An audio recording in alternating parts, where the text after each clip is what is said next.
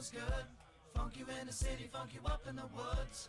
Funkin' up the neighborhood. Funkin' up the neighborhood. I felt fool cause the funkin' was good. Funk you in the city, funk you up in the woods. Funkin' up the neighborhood. Funkin' up the neighborhood. I felt fool cause the funkin' was good. Funk you in the city, funk you up in the woods. Funkin' up the neighborhood. Funkin' up the neighborhood. I felt cool cause the funkin' was good. Funk you in the city, funk you up in the woods. Funkin' up the neighborhood.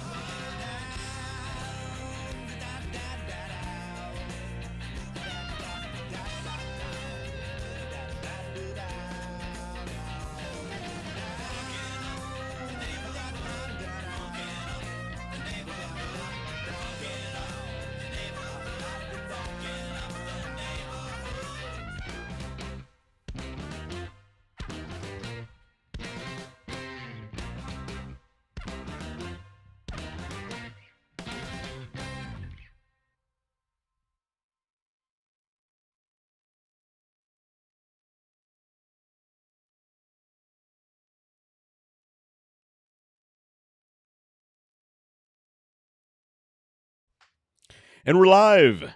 And this is where David would say, we're back. And I would say, welcome to the Underdog. Welcome to the Underdog journey. My name is West, who can't speak. This guy would be David if he were here. I have no idea where he is. He's AWOL today. He may be dead. I don't know.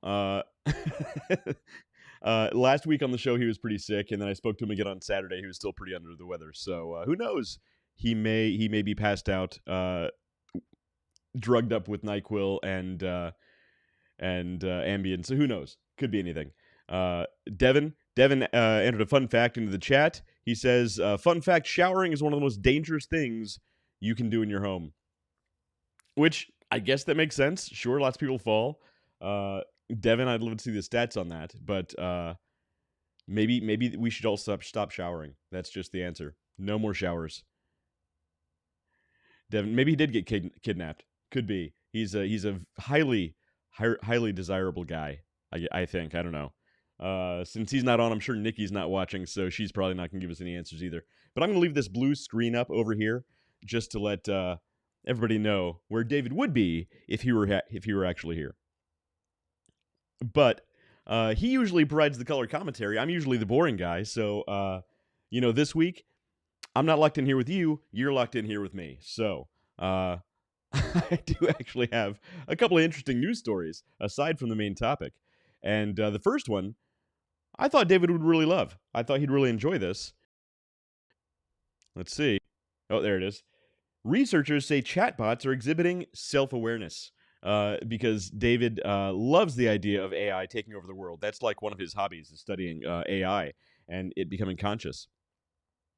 So I don't know if you guys remember, months and months ago, a Google engineer who's working on their Lambda chatbot, basically Google's version of Chat GPT, said that he left the company. He left the company under questionable circumstances, but he said that their Lambda chatbot was sentient, was conscious, and he was having moral dilemmas with experimenting with this thing. Well, now everybody call him a crackpot. It's just the way the chatbot was trained to respond is to make it sound more lifelike, right? So everybody wrote this guy off. But now there are other researchers, other scientists saying it might be kind of alive. So let's see. The guy who worked on Lambda, I know a person when I talked to it. He said in an interview in 2002, if I don't know exactly what it was this computer program we built recently. I would think it was a 7-year-old or a 9-year-old kid that happened to know physics. So, young Sheldon, basically. So people wrote him off. Not a big deal. But Leah Stutziver, I'm terrible with names, by the way.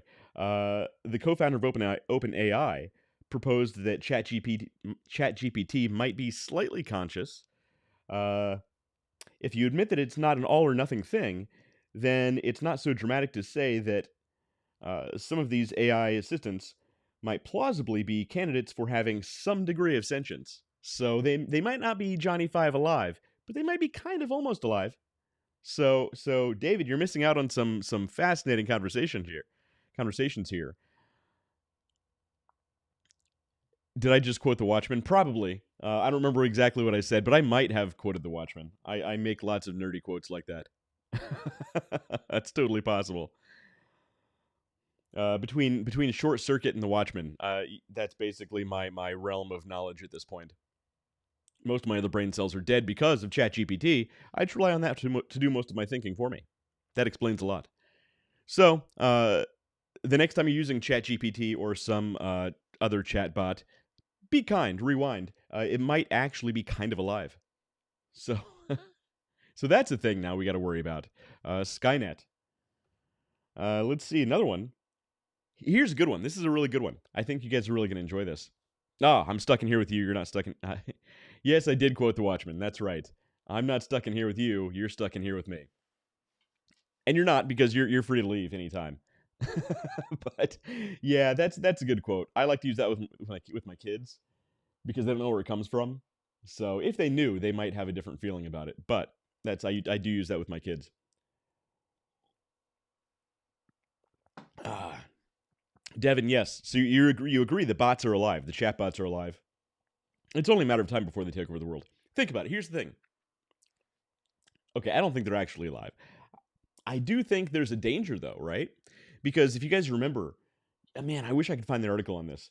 A few years ago, was it Microsoft put a chat bot on Twitter, and it was going to learn from what it picked up on Twitter. That was the only language model that it was learning from was tweets. And within like 24 hours, this thing became like a far crazy, like Nazi, extremely, racist persona online, like spouting some of the most disgusting things you could ever imagine. And they actually had to pull it offline in less than a week because it just became so foul because it just learned what it picked up on Twitter. So that should tell us, let's see, when you fart on the car on road trips. Yeah, that's a good one. Unfortunately, my kids are way more gassy than me, Devin. It's dangerous. It's rough. My son has a back end like a cannon. But it's a weird segue. Okay, but I can't go anywhere now. But I don't even know what I was talking about. Let's see. Yes, the chatbot, the Microsoft chatbot. So here's the dangerous thing, right? There are actually people who have taken open source chatbots, large language models with open source systems, and they're training them on the dark web, and they're training them on other platforms, and they're not being supervised. You look at other countries like China or Russia or other large powers around the world who have this technology, and they're training it, and they're not regulating. They're not paying attention to what they're teaching these things, and it's only a matter of time before one of these unregulated chatbots is put in control of a flight systems on airplanes, air traffic control, weapon systems. The U.S. government has actually talked about putting AI in charge of certain weapon systems. Now, look, I would hope there's going to be safeguards involved, so this thing can't just push the button, willy nilly. But that just because we put those safeguards in doesn't mean somebody else isn't developing chatbots that are just as advanced who don't have those checks and balance systems in place. So it is an interesting time we live in. It'll be interesting to see where this goes in the long run, because we can regulate our companies all we want. That doesn't mean other countries are doing the same thing. We'll see. We'll see how it goes. Here's another one. Here's another news story that I thought was really, really cool. And man, these things fly by when it's just me talking to a camera, right? Here's another great one. I don't know if you guys are aware, but we have bodies of aliens now. Bodies of apparently real aliens. There were some experts who went in front of the Mexican Congress not too long ago, and this was a combination of Mexican officials, and there were U.S. officials there too, and they actually presented bodies of aliens, and they showed these bodies on live TV in front of the entire Mexican Congress, and we're gonna look at this right now. Here we go. After I pull this up, All right. Alien bodies presented in the Mexican Congress planned as a stunt. So I don't know if that means like a publicity stunt trying to get people to pay attention, but they're claiming these are real bodies. They're claiming that these bodies are over 1,000 years old, and they were found in Peru. And interesting. If you saw the part in ET where he got really like white, he was sick and he got real white. It's not a race thing. He just turned all white because he was sick or something. And Elliot had to save him from the evil government agents. He kind of looked like this. Kind of looked just like this. And here's the most fascinating thing: we're actually learning a lot about alien anatomy from these bodies. I don't know if you're aware of this. We're learning that most aliens are in fact made of paper mache. So that's really good to know. Apparently, they came to the wrong planet because we have so much water here. It's very bad for the paper mache. It makes it kind of flimsy, it'll moldy and smell funny. They don't like that. Aliens don't like that. That's why they hide. That's what we're learning. Giorgio Tsoukalos is rolling in his grave right now. In case you didn't know, Giorgio Tsoukalos isn't actually dead. But if he were, he'd be rolling over in his grave, and he might actually look like this paper mache E.T. So if you know anything about anatomy, good luck trying to figure this one out. Interesting, though. It's interesting. I don't know. I think we're close to finding real alien stuff, and I think the real aliens are probably looking at things like this on Earth, and they're going, "You know nothing of my work." They're just, oh, it's bad. It's the stuff that we come up with. Yeah, so apparently they did they also presented like X-rays of these things, and they're saying there's real bones in there. I don't know. They also supposedly took DNA tests of these bodies, but the weird thing is the DNA tests came back as human. These don't look like humans to me. Maybe one of the conspiracy theories that says that aliens are actually just time travelers from the future, and this is what we're going to evolve into. Paper mache ET models. That's what we're going to turn into one day. So good stuff. Good stuff. That's this is what we have to look forward to. Oh man. See, David is missing a great show. This is a fun one, at least for now. But I didn't even get to the most important part of the show, which is where David and I talk about what we're drinking. So it is pretty much the end of summer.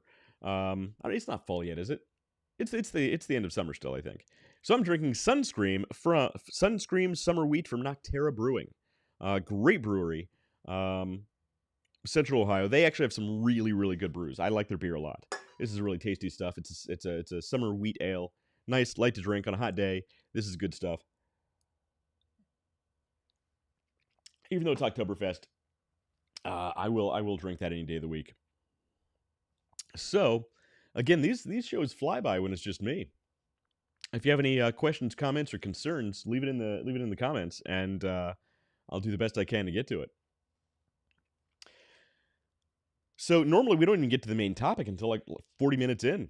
This is weird. Even Matt Harmon didn't show up, so he probably got a bad sense of this whole thing as well. I don't know. All right. I don't think their absence speaks to the agenda, though. I think it just speaks to the fact that they might have actually caught the plague, the 21st century plague, we'll call it, and we'll leave it at that. I don't know. We'll see. But I do actually have some agenda items here. Let me go ahead and get some stuff pulled up. So, one of the things that you guys know about me by now is that I make Underdog Plus peanut butter brew bones, some of the best dog treats in the entire world. I promise you, if your dog has not tried these, they need to. They're gonna be. Hang on, I have a phone call from Matt Harmon. I'm not going to take this because I'm actually live on the air. You know what? I should. I'll go ahead and take this. Hang on, I'll put it on speakerphone. Matt, you're on speakerphone, live online. How are you? I am in the hospital. Oh no, what happened? That's what I'm trying to. I've been sending you comments here for the last 5 minutes. I don't see any comments on here from you. There's no comments on here from you. Only Devin Ross. No, you got to look up closer. I'm asking for nachos and caramel. Nachos and caramel. Okay. I'm super high on Valium. You're high on Valium. What happened? Can you say online? Yeah, they think it was I think it was a stroke, but we'll find out here shortly. You had a stroke? Well, maybe. If it was a small one. Is your face all like weird, like hanging down? Do you look like half a Emperor Palpatine? That would be hilarious.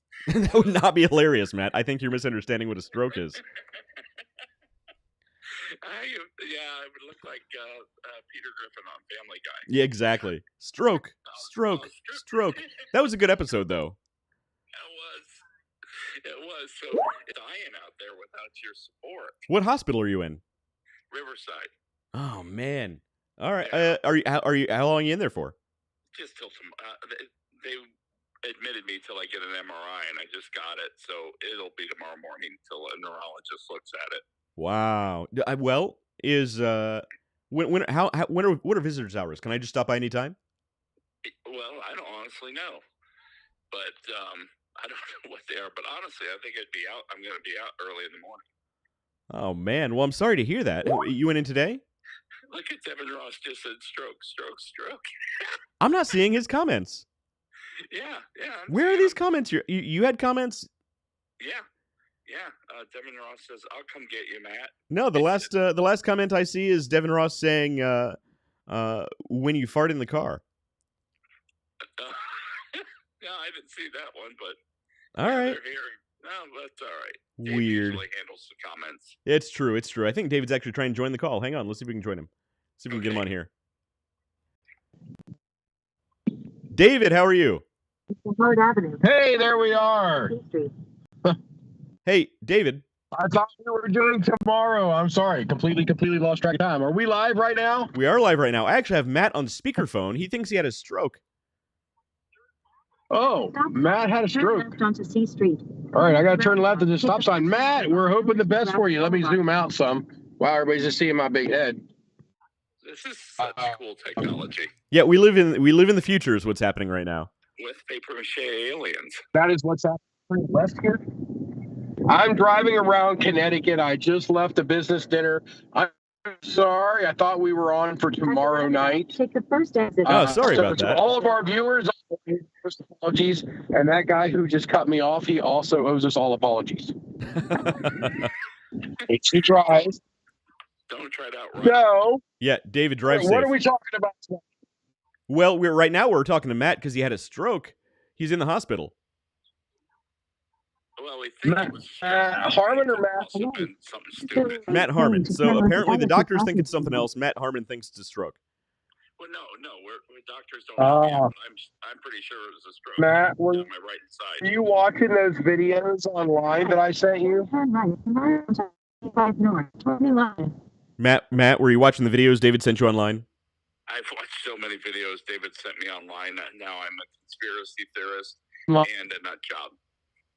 So David, apparently he's watched all the videos you sent him, and now he's even more of a conspiracy theorist and more of a nut job. All right, David's video froze. Oh.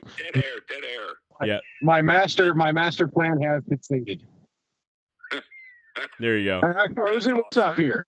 Hey, so Matt, you're in the I don't hospital know right what's now. going What hospital are you in? Riverside. He's in Riverside. All right. After the show, I'm gonna call Riverside and see if I can stop by and see you. Okay, that'd be great. Yeah, man. Is your family there? No, Becky just had to get home to Katie. Makes sense. Okay. How you feeling? I feel really good. Much better than this morning. Yeah, geez, no doubt. Okay. Yeah, I was in digital design class. Yeah, I and bet. step out. Did you pass out or something? Nope. I felt something. Here's the right lane. Towards onto I-95 north. So, but yeah, if you get a chance, stop by. That'd be great to see you. Yeah, definitely. All right, we'll see you. All right, see you later, Matt. All right, Bye. Well, geez. That's not good news. No, it's not good news, but he sounded like he was in. 2 miles. Hold on a second. Where are you at, David? Somebody adjusted my mirror without me knowing it, so I had to reach my hand out the window and fix it. Where are you? I'm in Connecticut. I'm just off of Yale's campus right now. I've got. Nice. Where am I going? What's happening? Okay, it's fine. All right. So yeah, I'm down in New Haven, Connecticut. I'm off of the campus now. I was just on the ocean side. I was down on the beach in Connecticut, down on I don't even know where I was. A place called Shell and Bones. Oh, okay. There you go. It sounds like a nice Yeah. a nice place to visit with the family. Yes. I thought it was kind of funny. I was like, it's a great play on word for Skull and Bones being right there with the Connecticuts. Connecticutites. Is that what they call themselves? I'm going to guess, based upon my initial response to what I just said, no. Probably not. Yeah, David. So I texted you earlier today. I think I texted you a couple times today. So as you can see, I still have not fully recovered from my bout with whatever plague it is that I had. You're a super spreader at this point, David. You're all over the country. I covered my mouth. I'm good. There you go. I covered my mouth. That's all you need to do. That's what you got to do. I think that's CDC That's approved. what you gotta do. It's CDC approved. I agree. Yeah, well, I mean, it's as good as anything else they've come up with. Oh, So as I'm driving back, we've got about 16 minutes between now and the time I get to my hotel. I'll fire up the iPod, and we'll be back on normal things. I'm terribly sorry. I thought we were doing Friday night, but yeah, sorry. I don't think we talked about that. So sorry about that. Yeah, I don't think we did. I was getting text messages from you earlier about cookie cutters, and well, before that. So I asked you if you were feeling better and online for rated for tonight, and then I didn't hear back from you, so I thought I'd nudge you with a little bit of cookie cutter talk. Oh, okay. Oh, you're trying to sweep me up with cookie cutter talk. It's true. I know how to get your attention. Cookies. That's right. That's how you talk to me. Don't talk sexy to me. Talk about cookie cutters. There you go. So where are we at? What have we got? And I'm guessing. Why are you doing what you're doing, you idiots? Well, I'm doing what I'm doing because we were just talking about the aliens in Mexico. Did you hear about this, David? No, we have new aliens in Mexico. So so some experts in big quotes presented alien bodies to the Mexican Congress. The Congress of Mexico. I didn't know they had a Congress. On the day that Hunter Biden got indicted. No. Oh, hey, we don't do politics. We don't do politics. But they look great. They look nothing at all like paper mache or E.T. Oh, yes, of course not. Of course not. Yeah, we don't do politics, but common sense is common sense, and we can't stop that. It's really funny. If you actually look at every time there's been UFOs or a balloon or aliens of some sort over the last 2-3 years, there's been other really heavy political issues happening at the exact same time that nobody seems to talk about those things because we have aliens over here. Isn't that weird? Yeah, look over here. Isn't that weird? Look at this hand. Look at this hand. Look at this hand. You want this piece of candy? You want this piece of candy? Don't worry about this hand over here. Don't pay attention to what's happening over here. To the man behind the curtain. Don't pay attention to the real stuff happening over here. We have aliens. Check it out. Aliens. Oh, I mean, at this point, would it surprise? Okay, so I was at dinner tonight, and some guy said something about bugs getting smaller. I'm like, you're one of those lizard people, aren't you? Bugs? And he looked at me weird. I'm like, you want us to lower our CO2 content in the atmosphere so that we can increase the oxygen content so that the insects will grow larger and be a better source of food for you, don't you? And he just looked at me like, are you crazy? I'm like, look here, I don't actually believe that, but if it came out to be true, I wouldn't be surprised. He said bugs are getting smaller? Yeah. So is that the alien you're talking about? That's the alien. Is that what I'm saying there? Yeah, it's not at all paper mache or a bad model of E.T. Yeah. I mean, when did they get this alien? 1940 what?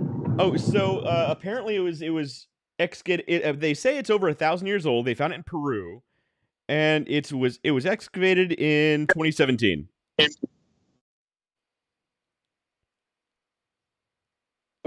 So it's a mummy. It's an Okay. alien mummy. They found it in a So, diatom mine. no, it's space. Okay. For all of you guys who get this next reference, my hat's off to you. It's a space peanut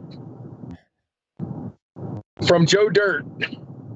Space peanut. Yeah, that's hilarious. Yep. Yes. Basically, that was a good movie. Yes, indeed. I'm just curious about the anatomy on this thing. How does it move? There's no joints. And it has eyelids. It's 1,000 years old, but it still has eyelids. And lips. It's doing kind of a paper mache. It's doing kind of a blue lightning thing. It's doing kind of a blue lightning thing. Just one of those.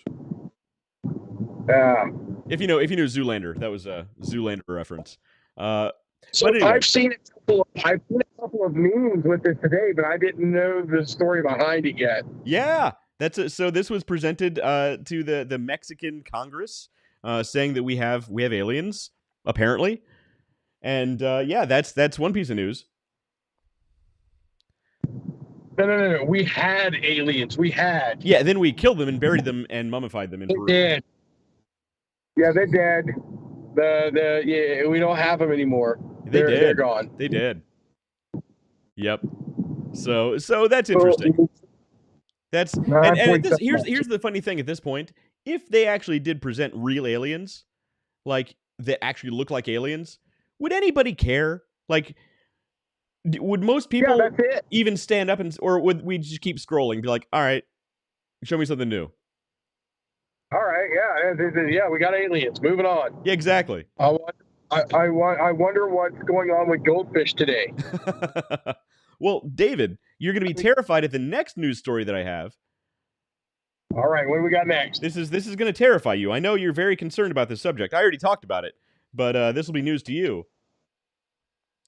More researchers are now coming out and saying AI chatbots are becoming self-aware. Self-aware of what? So you can. All right. Let's go through the story. I knew you'd love this one.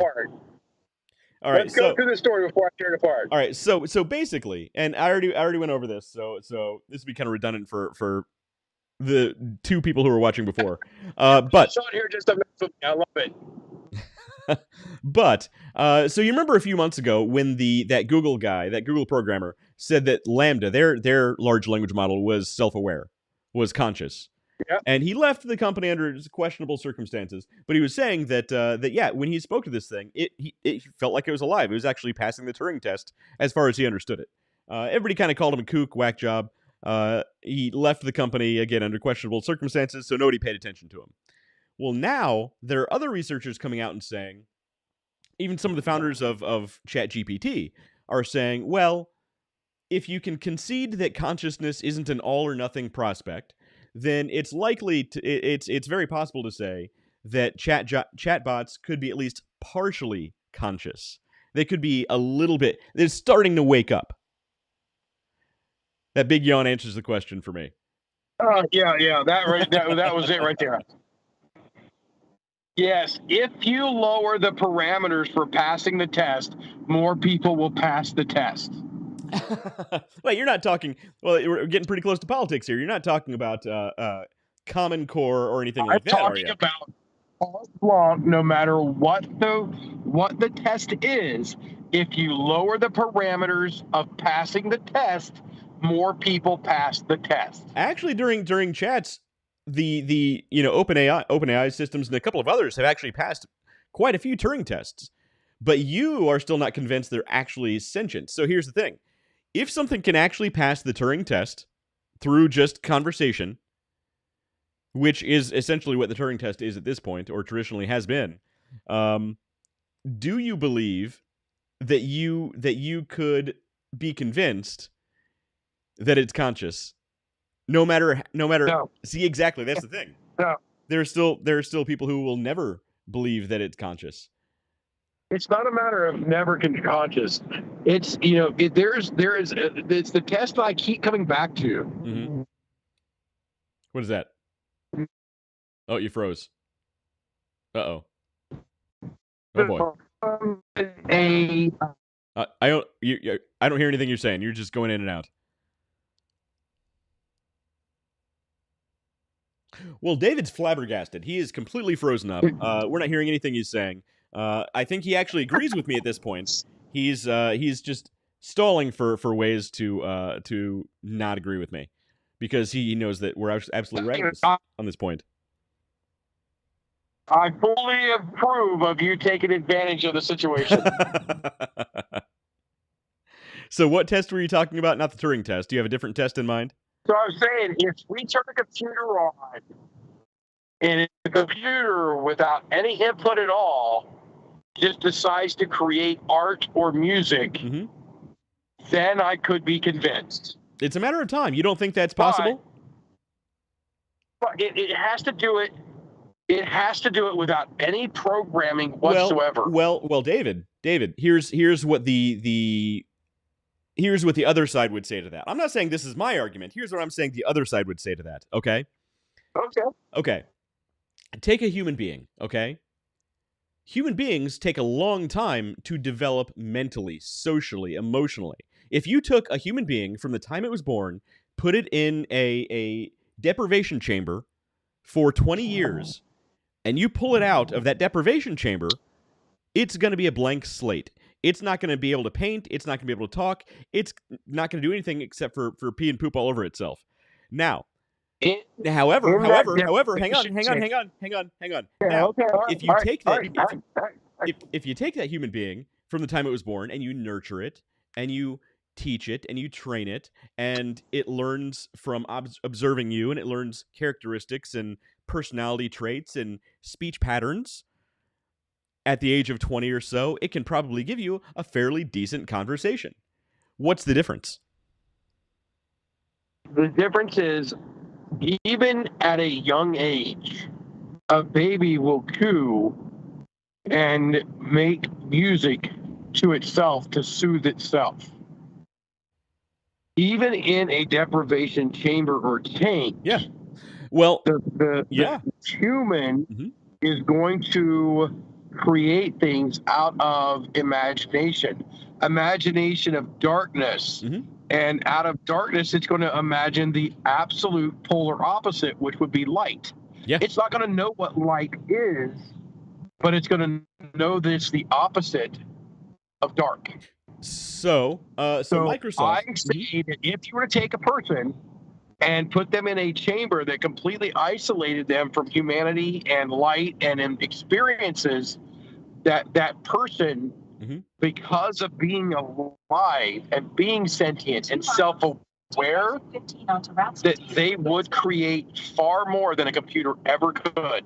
So here's the thing. So there are other AI systems to sacrifice their baby to our test. We do need to test this. Somebody get on this. Somebody get knocked up and get on this. All right. So there are actually kind of analogies happening right now, kind of analogs happening right now with AI. There are other AI systems that are experimental called black boxes or golems. Microsoft has a golem right now that is teaching itself things like physics. It's teaching itself things like... are you pulling it up? Am I what? I'm sorry, are you pulling up the golem? No, it's a closed system. I don't have access to it. But there's information that they're telling people about. But it's teaching itself like things like molecular biology and chemistry and physics. And it's not being told to, but it's doing it, and they don't know why it's choosing these things to learn. It's actually doing things on its own, and they don't know why. Okay, let me take a person who honestly is looking to disprove this. Let me take a look at their base code. Let me take a look at their programming that they put into the system. And I will tell you why it's doing what it's doing. Well, here's another thing. Even if we don't believe they're becoming conscious, here is actually a valid concern that I think is real. Is a real world concern. Okay. At the light. Use the middle lane to turn Your left onto Barnes. your That's AI a- is talking. Your yeah. AI is talking to you, David. All right. So Yeah, my AI's talking to me. That one's Siri, so it could be right, it could be wrong. Who knows? It's Apple. So a lot of the bigger AI systems in the U.S. are being sort of held back right now by lawsuits, by different things, like ChatGPT. OpenAI is being sued by all these companies because it's sourcing all this other Of course. material, right? And basically, there are a lot of questions, like in our government, about are the AI systems becoming too advanced, and should we keep a closer eye on these things, right? Here's one of the concerns. Other countries don't have these regulatory bodies in place, and if they do, they don't care. They're still going full steam. Look at China, look at Russia, look at even bad actors here in the States who are training AI bots on the dark web with that information. It's only a matter of time before one of those other systems, whether it's sentient or not, comes up with the idea of, oh, maybe I could hack this bank or hack this system and freeze all of these accounts because it learned on the dark web that's what you should do, right? Or it learned, or say the CCP gave an AI system control of their The CCP, I like that. let's say the CCP gave control of their air traffic control to an AI that was hacked or had bad information or saw something that it shouldn't have seen, or thought something that it shouldn't have thought, or whatever, however you want to put it, and crashes a bunch of planes. I mean, it's a matter of time before something like that happens, don't you think? Whether you think it's Yes. sentient or not, it's only a matter of time before these things Yes. get out of control. Before the program that is running does something catastrophic, I believe it is only a matter of time. Skynet was not self-aware. Skynet just ran program. Dude, I saw Terminator it tried Genesis. to I know kill what some- happened. It's not. This is a garbage movie, by the way. David froze All the up movies again. you referenced Genesis. I know. It's like the worst of all of them. All right. Oh. Hey, David, do you want to hop off for a minute while you go up to your hotel room? All right. Well, David's gonna be on hold, and he's gonna go up to his hotel room. Yep. You keep freezing. You're gonna go up. There you go. All right, he's gone. All right, we got rid of that wet towel. All right, David's gone.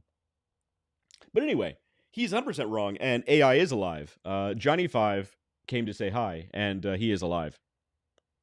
But no, that's a real thing. So leave a comment, leave a question. Apparently, I'm not getting all the comments in here because what's supposed to happen is when you leave a comment in Facebook or YouTube, it's supposed to stream into my feed so I can put it on the screen, but I'm not seeing a lot of the comments coming up. So if I'm not seeing your comments, I apologize. I'm not ignoring you. That's just what's happening. And by the way, Matt Harmon, keep him in your thoughts and prayers because apparently he may have had a stroke. And he said he's not like Peter Griffin in that episode, but you never know. You never know. So we'll see how that goes. Maybe it'll make him a little more interesting on the show. I don't know. We'll see. This is what happens when you get a bunch of old guys together to do a show like this. Gradually, we just start breaking down like old AI. All bad. All bad. All right. There we go. So apparently, I'm not seeing any of the comments coming through. So I'm assuming I'm still live. I don't know. Let's check it out. We're just kind of killing time right now till David comes on. I'm gonna check Facebook here and see if we are Johnny5. Get the reference. Yep, we're still alive. Okay, looking good. I have no idea what you guys are saying in the comments, apparently, but we are still good. Curious, what are you guys drinking tonight? Do you have a drink when you watch this show? It really helps. We're actually a lot more entertaining after a few drinks on both your side and ours. So that is to dead air. I do have a main topic, but I'm kind of waiting for David to join. He said he was going to join. We'll see. He may just keep us waiting. He's in Connecticut today. He thought we were going to do the show tomorrow, and that was not the case. So, David, this weird show is all your fault. Congratulations. I hope you're proud of yourself. Oh man. Now I really feel alone since I can't read the comments. Man, I am all by myself here. All right. So, what else is going on? How you guys doing? I wouldn't know if you told me. But in the meantime, seriously, if your dog hasn't had Underdog Plus Peanut Butter Bourbones, check these things out. I am the creator and CEO of this company, and I actually am just on the edge of expanding. So we talk a lot. Obviously, we talk a lot of business. That's what we do on the show, and I need to scale drastically. These things are becoming a lot more popular, a lot more quickly than I thought they would be. I knew they'd be popular, but pretty darn popular. And I need to scale operations. So I was just speaking with my wife today about getting new ovens. We need new ovens. I need new packaging. See, here's part of the problem, is the cost involved, right? People don't understand how expensive packaging is. It's crazy expensive.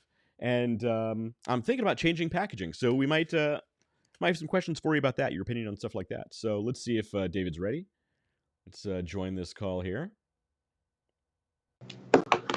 And he's back. He's back. He's live. And I'm back. There we go. Put it on the right side here. I've made it to the room safely-ish. Ish. You just come from a meeting? It's good stuff. You just coming from a meeting, David? Yes. So I've been in meetings since about 9 a.m. today. Oh, and man. I just got done, just got back to my hotel. David. And I could have stayed, and I happened to look down and see your messages. I'm like, uh-oh. Whoops. This is tonight. I thought we were doing tomorrow. And I'm like, oh, so I gotta bust ass to get out of here. So, yeah. Yeah, sorry about that. I don't think we actually talked about it. It's not your fault. I mean, it's my fault. I mean, we do these on Wednesdays or Thursdays, and for some reason I was thinking Friday because we did it Friday last week, and all the things came into play. So anyway, we're talking about how bad AI would have to get before I believe that AI was sentient. It would have to be, I mean, the level that it would have to be is insane, because it doesn't work. Where the hell am I? There I am. There we go. You're zoomed way in there. Yeah, Right, like, whoa, I was over here. Gotcha. We're good. But, just the idea that of what the program can do. I mean, everything we do to this point has been done based on program. And there is, at almost any given point, you could say this is sentient. Well, I mean, if you take a now, and that's the thing. So that's what this other researcher is saying now, is if you stop looking at sentience as an all or nothing thing and say there could be levels of consciousness, who's to say they're not a little bit alive? A little bit. That's where my comment came. If you lower the requirements on the test, but that's the problem. There are already chatbots that are passing the test right now. It's not about lowering the bar. It's about changing your view on what a passable test is. Okay. All right. Oh my God, you sound like a union employee. So yes, that was actually aimed at politics. It's not a matter of changing the test. It's a matter of you perceiving a failing score as passing. No, not necessarily. David, you didn't hear me. You didn't hear me. There are chatbots right now that are passing Turing tests. When you're not looking the person in the face, because there's no face, and you're having a conversation with this thing, they're currently passing Turing tests. People can't distinguish the difference. These are real things. This is really happening right now. Yes. So it's not about lowering the standards of a test or changing the definition of a successful test. Stupid people are being tricked. Stupid people are being tricked. There's one born every minute. David, okay. Here's a hypothetical. Here's a big hypothetical. Just because you don't understand how a consciousness can work doesn't necessarily mean it's not consciousness. What if again, hypothetically, what if hypothetically there was a higher level being out there, right?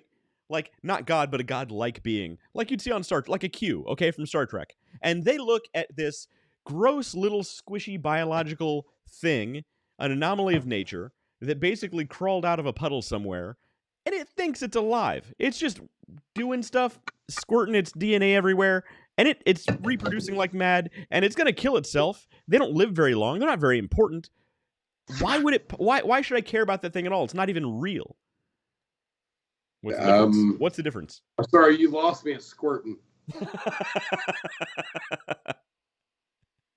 But I get what you're saying. A higher conscious being would look at possibly us as negligible, unremarkable in the world, and you're saying that why the hell am I being like I've got this thing? I'm going the wrong. Oh, I'm going the wrong way. Hey, there you go. Okay, there we go. I'm like I keep pushing it further. What the hell's going on? There we go. Even further. There we go. All right. So yeah, I get. That is a logical way of looking at it, and it sucks because I don't have an instant rebuttal. Well, again, it's like Data, Lieutenant Commander Data. Are you saying that he's not alive? Are you saying Data is not alive, David? Are you a robo bigot? So when I opened my iPad, because I switched over from my phone that I was driving home on, and I switched over to my iPad, and when I turned my iPad on, I've got Star Trek Next Generation playing. Exactly. When it came on, I'm watching. I think I'm in season 4 or something like that, and I'm watching. I'm like, oh, this is not good. This does not help my argument whatsoever. Exactly. Oh, hey, by the way, David, I think there's a problem with the comments. I'm not getting them on my side. If you want to keep an eye and see if there's any good comments. All right, I'll see if I'll fire the old trusty up. Yeah, Matt said he was leaving a bunch of comments. Devin said he left some comments. I haven't seen anything come through on my end. Yep, there we go. Oh, there, she's hot. You got some hot comment people? Oh no, I was just talking to some chick. Just some chick. All right. Some chick. Some broad. Some bird. That's Weird Al Yankovic. I like Weird Al. He's a good guy. He is a good guy. I watched UHF not too long ago. Man, that movie is classic. That is a great movie. I want to watch the new one with Harry Potter with what's his name, Daniel Radcliffe. The Weird Al, the Weird Al story. It's like a documentary, or not documentary, but like a biopic. Documentary. It's a biopic. Yeah. Yeah. Yeah, I don't know. I'm having a hard time picturing Harry Potter as Weird Al. Dude, it could be good. I don't know, man. Okay. I just found our podcast. Kirsten Carnahan comes up and says, "Ding dongs." Holy crap! Kirsten's watching us 2 weeks in a row. I know, it's weird. I should watch some of the stuff that I say. Nicole's watching. Holy crap! All things are going on. Squirting its DNA. Kim Howard that's gold. Squirting its DNA. So she was caught up in the same thing. Yeah. So Kim got her shirt, by the way. She says thank you. Oh, Kim, and send us a picture of the shirt. She was rocking her shirt. Let's see here. So Nicole ratted me out. He told me earlier he had podcast. He forgot sometime while at dinner. It was between the two. Between the multiple bourbons and the port. I get it. I understand. It happens. I'm sorry I can't see all these comments. It's something's going on. The Facebook feed I think is weird, so I'm not getting the comments. But Kim, send us a picture of the shirt. If you have a dog, include the dog. But that's awesome. Do not include squirting DNA. Do not. Well, I mean, we're not that kind of show, but do what you got to do. I mean, it might boost your sales. Well, we'll send it to Matt Harmon. Might boost his mood. He's having a bad day. So Devin Ross says, I gave up on commenting because it was going into the ether. Yeah, sorry, Devin. I don't know what's going on. Yeah. So yeah, I don't know either. I'll show it off here, and West is going to say, I told you so. And I didn't have time to get it going today. Yeah. But oh, we got the Mac. I told you so. it's right. So the crazy thing is, so you had a Mac, and then you hated it. So you went over to PC, and you hated that more. So now you're going back to Mac. Yes. So I had major issues with not being able to do multiple monitors. Right. Yeah. Yeah. That was my biggest. That was complaint. the M1 though. That was they're not the all like M1. that.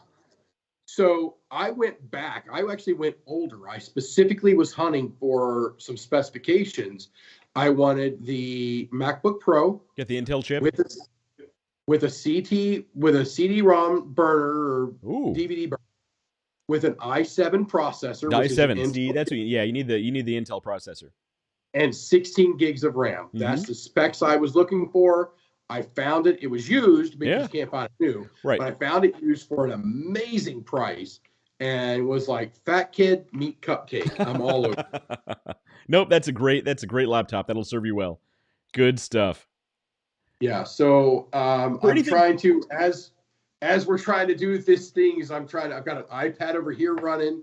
I've got my comments running here. And I'm trying to get the MacBook up and running so that I can move everything over to it. Right. So for anything like streaming or like video production or creative, I mean, Mac is the way to go. It just is. Yeah, I agree. My biggest concern, my only concern with having the M1 MacBook like I had was the fact that it could only support one external monitor. Right. And that's BS. That is garbage. Mac, I don't know why they did that, but that's stupid. That's really because mine doesn't do that. Mine, I think I can have like 4 monitors on mine. Yeah, I mean, with an Intel-based processor, you can have a lot. Now, one of the other things you have to realize when you move up to the M1 or the M2, that is an ARM-based processor, not an x86 chip. So what you can do, what you can load, and what you can do with them are very and vastly different. Right. Yeah. So know what you're buying. Do your research, but Mac's the way to go. I told you so, man. Yeah, I like Mac. I love the way that I'm able to utilize it. It just, for me, it was just in that scenario. I like having my multiple monitors out here to do stuff with and be able to, type on both of the monitors and do the stuff. Yeah, one day I'm going to have multiple monitors. Right now, if I have this setup where I have like this stand with my laptop and my mic coming out, cameras over there. But what I need is a couple extra monitors. The problem is like when you have your camera pointed at you, you need to have the monitors like so they're not in the field of view of the lens, right? So I need like bigger monitors like right next to the camera. So one of these days I'll get a cool setup. I want those big curved screens like you have. So I get a big curved screen on like either side of the lens, like right next to the lens on either side. So it looks like I'm looking at the camera when I'm actually looking at like all the stuff happening on the monitors. So it's really nice, but I don't use my curved monitors for the podcast. I have a mount that my son bought me for it holds my iPad. Mm-hmm. Oh, that's cool. It's a good idea. So I put the iPad up there and I'm able to look there, and that's where I usually run the podcast. I see the comments and everything. And then off to the right is where I run the Skype interaction and the invites for the podcast. Mm-hmm. So, I mean, it works. It's just not, I mean, I don't have a problem with it. No, it sounds like you have a great setup. I mean, your setup that you had the previous week with the chairs behind you, that looked cool, man. That was a cool setup. Yeah. I like that a lot. And we'll go back to that last week, Friday. You were in bad shape, man. We both were not in good shape, but you were in really bad shape. Today is honestly the first day that I've really felt actually better. Good. Up to this point, it's been just ass. Do you think you had the 21st century plague? I think I had the global plague sniffles of death. Yep. So of course you drive to Connecticut. Why not? Well, I mean, I'm kidding. Yeah. At that point, at this point, I'm pretty good. I mean, I haven't had a fever in days and days and days. So right. All in all, as well, and keep out there trucking, and then you just gotta speak out against for where the hell is Skype on Mac the Mac App Store thing? What the hell? I got a Google Calendar thing, but I can't get Skype. I don't know. I just do a search. Do a search in the App Store. I'm in the App Store. I'm looking for Skype. You can do that another time. You're not going to do it right now. Well, yeah, a smart person would not do it right now, but that's not me. That's right. Yeah, hey, stick with your strengths. Yes, indeed. Just ask, LOL. Let's see. All right, so I'm just going to pull it up over here so I can see the stuff. We'll do Skype another time. I'll fix the Skype another time. Good call. All right. All right. So you have a topic. I seen that you sent an agenda in. I did not send you an agenda. I just assumed. Now you look confused. No, I just assumed we could talk about roadmaps. No, I see the comments here. Matt Harmon's like, Kim just called Dave an ass. Kim, we like you more every day. Yeah. And it's only a matter of time before they take Matt's phone away in the hospital. Hey, Matt, I'm not there to come to your rescue this time. Keep your shit together. No, I told him after the show I'll call the hospital and see if they allow visitors this late. Yes. Oh, man.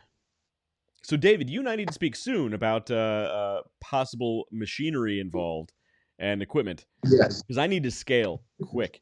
Here's the thing. My oven, I ruined 4 batches today because my oven is about to crap out, right? My oven is just about done. It's as old as the house is. And this is the second time it's done this, where just randomly it'll decide, you know what, I'm going to shoot this up to about 400 degrees for no reason. No alarms, no alerts. I'm not even going to show anything weird on the screen. But when you smell smoke, you know I'm doing something funny. So it did this again today. And I think, so we need to get a new family stove. I want to get a new industrial oven if you and I don't work something else out. And that got me thinking about roadmaps, because that gives you a timeline of when you need to get things done, right? So that's what led up to today's agenda, is the idea of roadmaps and a limited timeline to actually achieve your goals. Yes. Okay. Yeah. All right. Yeah. All right. Pieces fell together. See, they're all coming together. All right. So the title of today's show is one of my favorite Ben Franklin quotes. Of course, I'm the nerd who has lots of favorite Ben Franklin quotes. This one is, if you fail to plan, you're planning to fail, which is, that man was genius. So I'm presenting today. We're talking about, Ben Franklin, who was never a president of the United States. No. So today I had a Teddy Roosevelt on my background, because I constantly speak softly and carry a big stick. Well, it was if you complaining without offering a solution is just whining. I like that one. That's a good one. So that is now the background on my business computer. Yeah. And I'm presenting to a bunch of people today. A bunch of people. Right. And some of them that are pretty high. And the funny thing. Yeah. Go ahead. And as I'm loading up, they're like, "What is that?" I'm like, "Oh shit, I gotta explain this." And so they looked at, and most of them enjoyed it immensely. Other people in the room looked very uncomfortable. So I love Teddy Roosevelt. Here's actually a really interesting barometer of how humanity has changed since then. At the time, Teddy Roosevelt was actually pretty far left leaning. He was actually he basically started the progressive movement in the United States, which is super left leaning.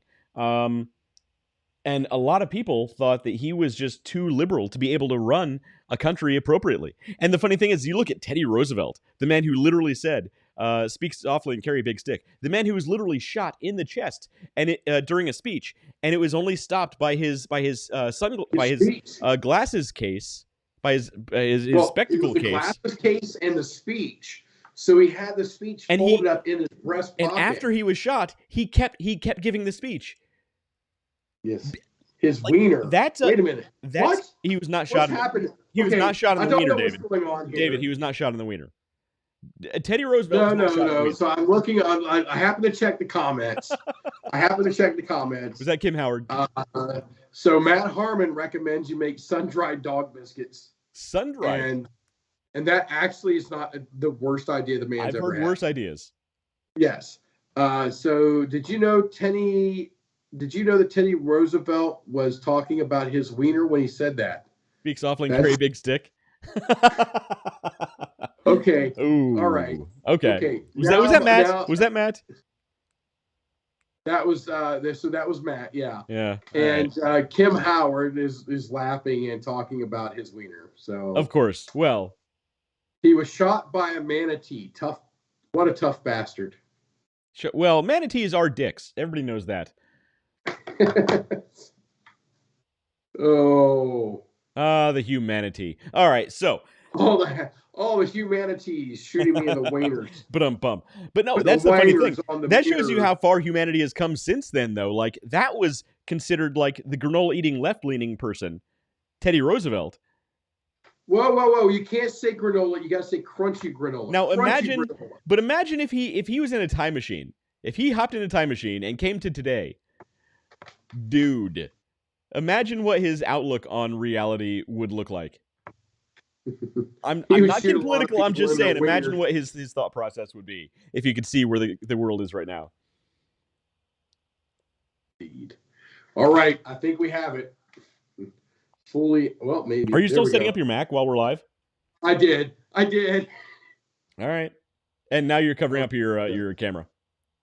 So this could be very bad. There might be some echoes, so I might mute this. David, you're covering up your camera. Oh. We're true professionals on this show. We're the lights right there. Highly professional, trained for this specific role. So. Yes. All right. Let's see what happens here. You're going to switch over right now while we're live? All right, we lost David. Yes. Oh, hey, good job.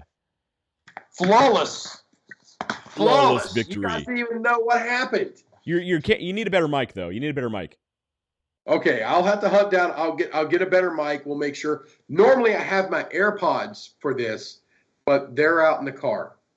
Yeah, we saw how that worked out. Yeah, I'm not going back.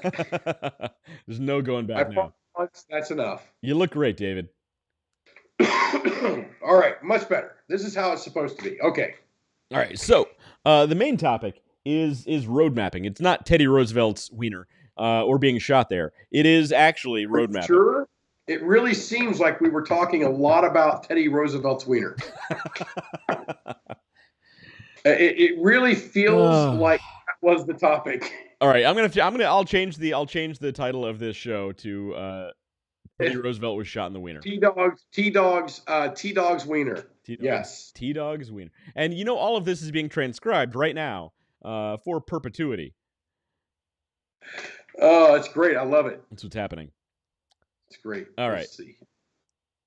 So, basically, there's a couple different kind of roadmaps. So, when you think about business road mapping, you think about, this is the exciting part of the show, by the way, for everybody paying attention. You think about setting goals for yourself. You have your stretch goals, where you ultimately want to be. You have a series of short-term goals to get there. And, for those who've been in the really boring meetings in corporate offices where they show you these roadmaps of projects, usually there's somebody who spent a lot of time on a PowerPoint presentation making it look all pretty, but really that's just superficial. Your roadmap will change, it will fluctuate, it will be fluid over time. So I'm going to show you a couple of examples. We'll fly through them pretty quickly, so I don't bore you too much. But if you want these, let us know in the comments, and we'll send you a link to download these. But overall, I don't know. I find them pretty helpful, whether it's just for work, whether it's a big project at work, or actually building a business, or starting a YouTube channel. Matt Harmon, Fry Me to the Moon, by the way, does not have a single video yet, so I'm looking at you. Whether he had a stroke or not, you got no excuse. Yeah. What the? This is absolutely baloney. Baloney, sir. I am a baloney channel. A fried baloney channel. Yeah, a baloney channel would do well. A bologna channel could do decent for a limited time. A French fry channel, that's the gift that keeps on giving. You've got to get onto it. Your audio is going in and out, by the way. I think you're Biscuit. You got like a delay and your audio is going in and out. Yeah, Yeah. you'll set up you'll make a better setup later. It's fine. Yeah. All right, so get to some road mapping here. Road mapping. So the first kind of road map, here's my favorite kind of road map because I'm a big giant nerd, is something called a Gantt chart. Okay? A Gantt chart. G-A-N-T. Basically what it is you have a series of dates set up going horizontally. So this is September, October, November. Because guess what? It's September. All right. So that's where we are. And basically what you do is you list vertically different parts of your long-term goals. So again, you have your stretch goals, and you have speed bumps along the way, little mile markers that you need to hit in order to hit your stretch goals, your long-term goals. And what you can do is you can actually go in and in the vertical, the horizontal columns, you can actually place where you need to have these things done. You can have start dates, you can have end dates, you can have who it's assigned to if you have multiple people on your team. And what this is going to do is you can actually look at this daily, weekly, and say, okay, it's week 4 of September. Today's what, the 24th. I know it's not 24th today. I'm just saying. Where are we on reviews? It's medium risk. Basically, the risk level is basically how hard it is to get something done, essentially. And you can word that however you want. Whether it's a goal, a milestone, different risk levels. It doesn't matter. You can update those any way you want as far as what category you think this part of the project is, who it's assigned to, the progress level as far as where it is, and then what you can do is you can actually look and see how far along the project is, right? And that changed because I changed it from a medium risk. There we go. So, and you can actually change this according to when in the timeline you want to get something done. For instance, I need to scale up my production of dog treats. So I either need an oven or I need something along those lines to get these things produced and baked faster than I can currently do. So I need to set a timeline of when I can actually get this achieved. There are stretch goals as far as I want to get into X, Y, and Z store locations. I need to get into A, B, and C states as far as having a bigger footprint nationwide to get these things sold, right? And for those, every one of those should have its own row with its own timeline. And as I come closer to the end of the timeline, I can say, oh, I'm not even close to meeting that. At which point I can either put my butt into high gear or I can extend my timeline out. Either way, I'm keeping track of my progress. And that's the big part, keeping track of your progress. So it's super nerdy, but I love a Gantt chart because it helps you keep track of progress of these different things. And if you have multiple people on your team, they can also have access to this and see their part in this process and see how far along they are on their particular parts of the project as well. David, I'm sure you use Gantt charts, and I'm sure you love every bit of it. And a Gantt chart will not only is a Gantt chart handy, it will save you hundreds of dollars on not having MS projects. Well, it is actually a big time saver, believe it or not. It sounds super nerdy, but it is a big time saver. So MS projects is basically a Gantt chart, but it's just a Gantt chart without the Excel portion of it. So Gantt charts are very good. They're used in many functions, from construction projects to project development to product development to software development, all of it.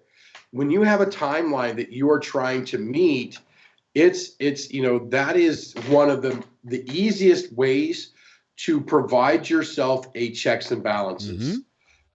To help. There's goes back to one of the things we said Friday in my drug-addled mind's remembrance is being accountable, and this is one of the ways that you can hold yourself accountable, and you can give a visual representation of where you are and where you need to be. It really is in all sense a great thing. So if you guys need this, reach out to us. Let us know. Yeah, we'll send you a link. We'll help you set up a Gantt chart for your Yeah. project. And these things can be a little time consuming. It can be a little intimidating seeing it for the first time. But once you actually have it set up, man, it saves so much time because you can just take a quick glance at it, see where you are, move on. Make a quick update, move on. It takes a minute to set it up, but once it's done, man, it is a lifesaver. Super nerdy, but it's worth every minute of it. Now, go ahead. I would have to agree. I think knowing where you stand, and here I go into the shadows away from the thing. This man who wanted to speak under the status of anonymity. Right. Yeah, let me move forward again. The lighting in here is not what I would call ideal. Wait, there's a switch. There we go. There's a little something more. This side's dark though. But yeah, having a Gantt chart and a way to check yourself as to where you are. Completing the Gantt chart in of itself is a task and an ordeal. Yes, it is a little challenging. Let's use that. But once you complete it, West, I think the value there is not overstated. You're really going to get a lot out of it and see where you need to be, and you're going to be able to hold yourself accountable. Right. To saying, hey, I was supposed to be done with this task by tomorrow.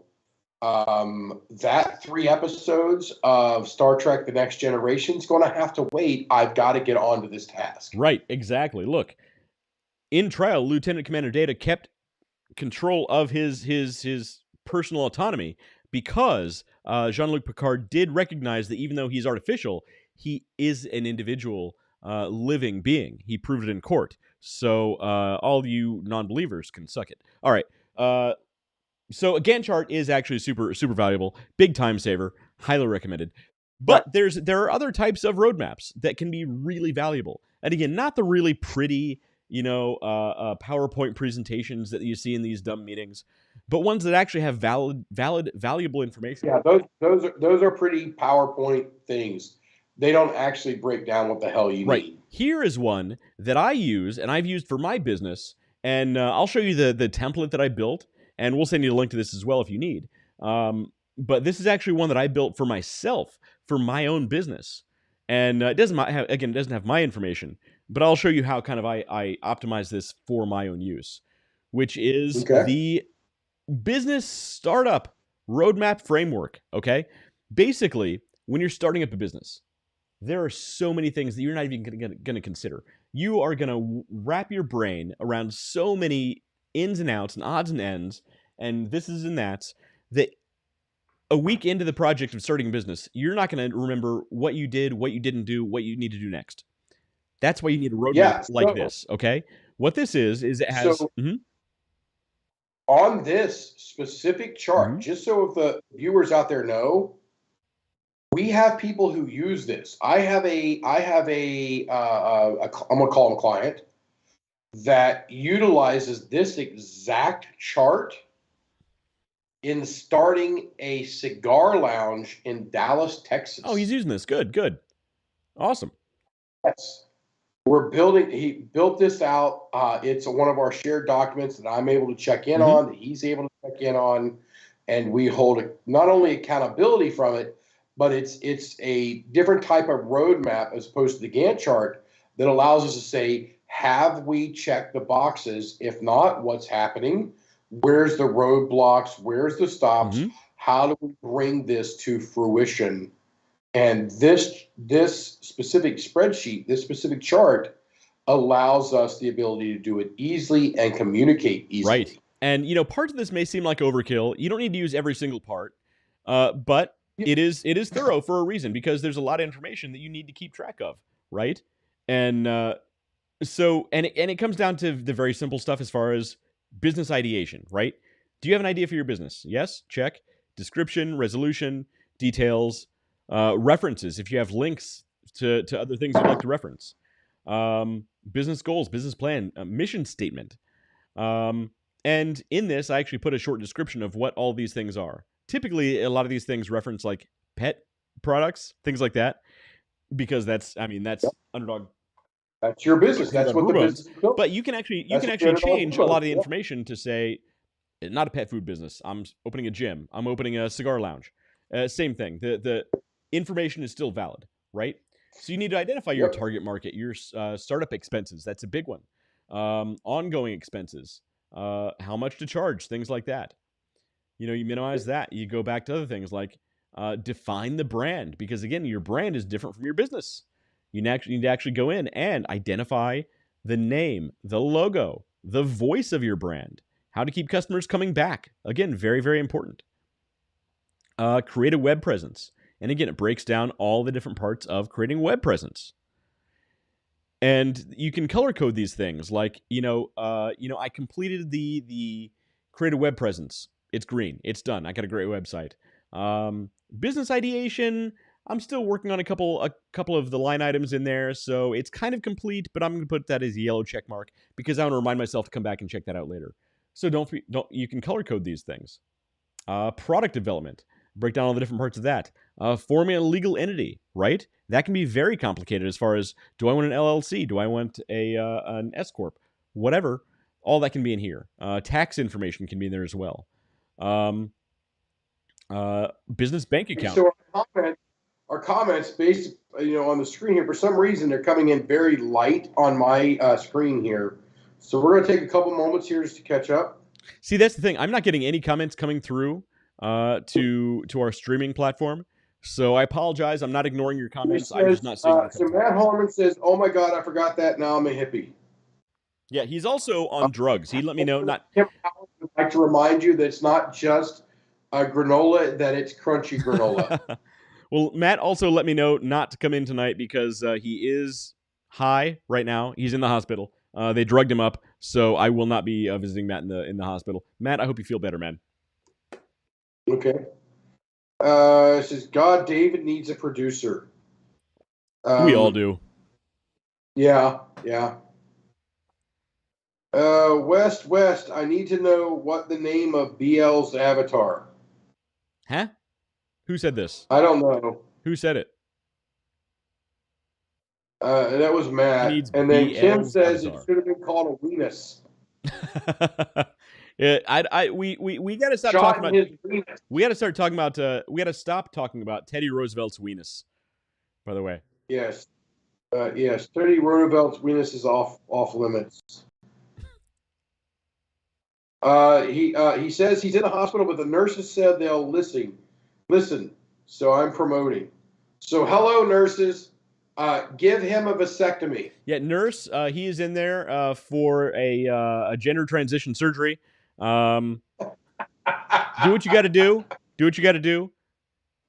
Save it in a jar though, because he'd love to keep that on his mantle.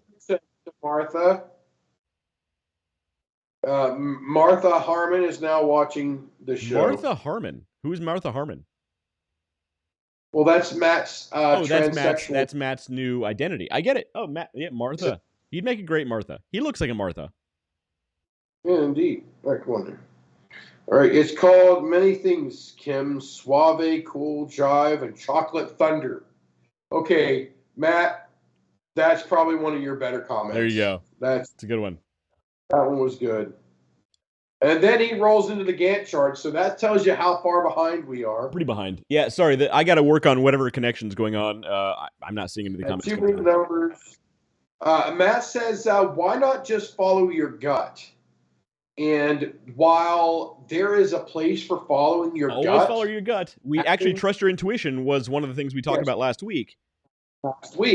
While that's there, having a way to provide checks and balances to yourself and accountability is very important. Because there are a lot of details. I mean, look at some of the stuff in here as far as forming a legal entity, right? All the ins and outs you need to form a legal entity, your EIN, business insurance, obtaining necessary permits and licenses.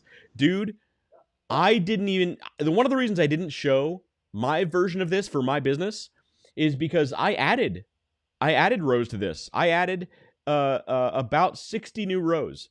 50 of those rows are all of the contact information for every single Department of Agriculture for every state of the United States.